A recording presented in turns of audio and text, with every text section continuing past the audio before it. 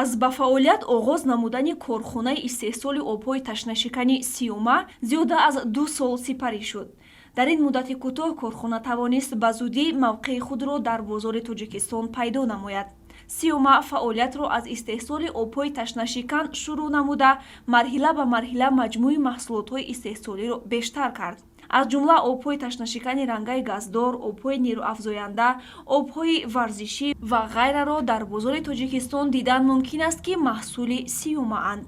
бояд гуфт, ки обҳои истеҳсолшавандаи Сиёма яке аз обҳои шаффофу пурсафои ҷаҳон дар асоси ташхисҳои бисёркарата ҳисобида мешавад. зеро тибқи тадқиқоти олимони соҳа оби Сиёма ба организми зинда таъсири мусбӣ расонида, барои тавоноии тан ба хусус кори мушакҳо, рӯда, ҳазмкунии таом ва барои тозакунии организм басо фоидаовар арзёбӣ карда шудааст.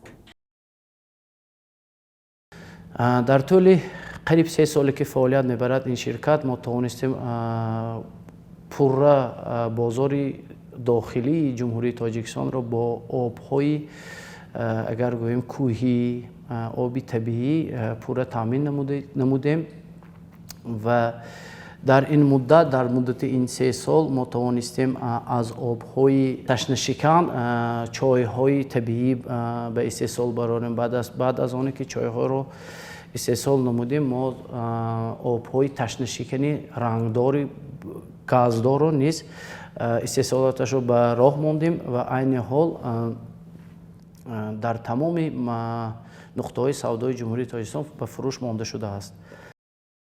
яке аз ҳамоишҳои муҳташами ҷаҳонӣ Экспо 2020 дар шаҳри Дубай, Амороти Муттаҳидаи Араб ҷараён дорад.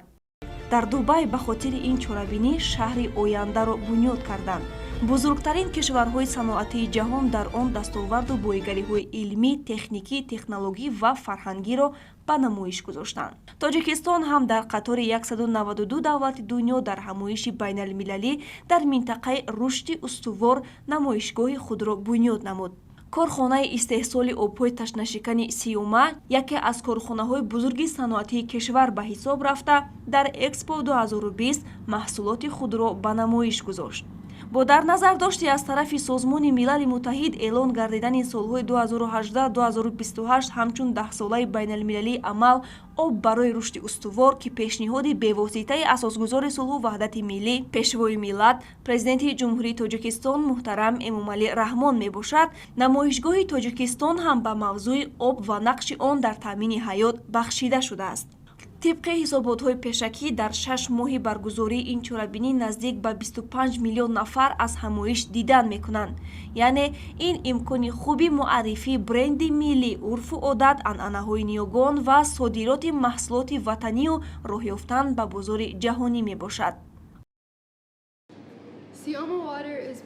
оби Сиёма бисёр шаффоф, болаззат ва дорои элементҳои фоидаовар буда ба саломатии инсон нафъи зиёд мерасонад. дар ҳақиқат маҳсулоти хуб аст.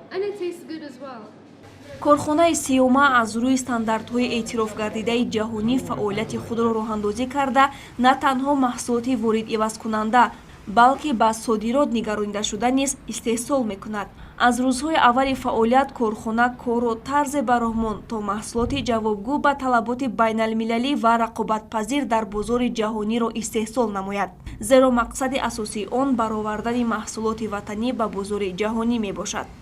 мақсад дар иштирок дар Экспо ҳамин буд, ки мо мехостем бренди худро муаррифӣ кунем ва обҳои мусаффои Тоҷикистонро барои дигар шаҳрвандон ё меҳмонони ҳамин Экспо пешкаш намоем. зеро обҳои мо обҳои мусаффо мебошад ва хостем, ки он шахсоне ки дар Экспо иштирок мекунанд аз лаззати табиати мо эҳсос намоянд.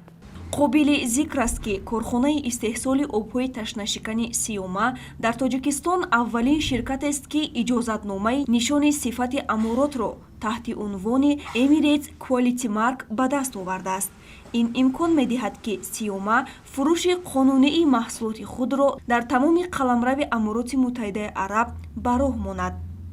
аллакай маҳсулоти сиёма дар марказҳои бузурги савдои Дубай ба мисли H-Ba Foodfulles ба фурӯш гузошта шуда харидорони худро пайдо намудааст. Инчунин сиёма нақша дорад обҳои худро дар ояндаи наздик ба дигар кишварҳои хориҷ صادرات نماید. شفت شركة جديدة اسمها سيوما وحبيت اجربها. من برای خریدن آبی نوشاکی به مغازه آمدم. از میانی آبهای زیاد سیوما را انتخاب کردم. هم از جهت طعم و هم شکل و صفت خیلی پسندم آمد. هم اکنون انتخاب من تنها سیوما است. اظن من يوم رايح هضل عم بدور على سيوما وين ما بروح بدبي. дар экспо 2020 тоҷикистон унсурҳои меъмории миллӣ, аксҳои табиати тоҷикистон, муҷассамаҳои ҳайвоноти нодир, меваҳои тару тоза, хушк, сару либоси рангини миллӣ, ҳунарҳои дастиро ки таҷассумгари фарҳанги бою пурғановати мардуми сарбаланду меҳнаткаши тоҷик мебошад, пешкаш намуд.